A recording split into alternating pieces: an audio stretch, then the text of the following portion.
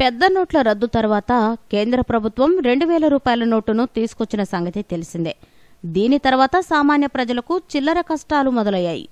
దీంతో కొత్త 200 రూపాయల నోట్ను అలాగే 50 రూపాయల నోట్లను తీసుకొచ్చింది.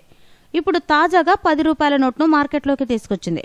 చాక్లెట్ రంగులో మహాత్మాగాంధీ బొమ్మతో పాటు ఒడిశాలోని ప్రముఖ కోణార్క్ ఆలయం డిజైన్ కూడా నోటుపై ముద్రించింది.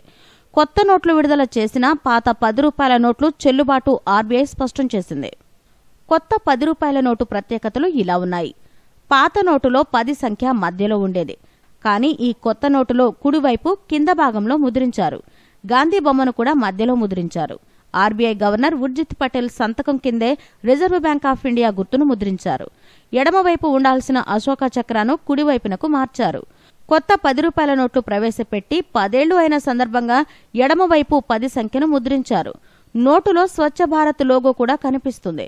ఈ నోటు పరిమాణం 63x123 మిల్లీమీటర్లు ఉంది. ఈ వీడియో మీకు నచ్చితే లైక్ చేయండి, అందరికీ షేర్ చేయండి, కానీ సబ్స్క్రైబ్ చేయడం మాత్రం మర్చిపోకండి.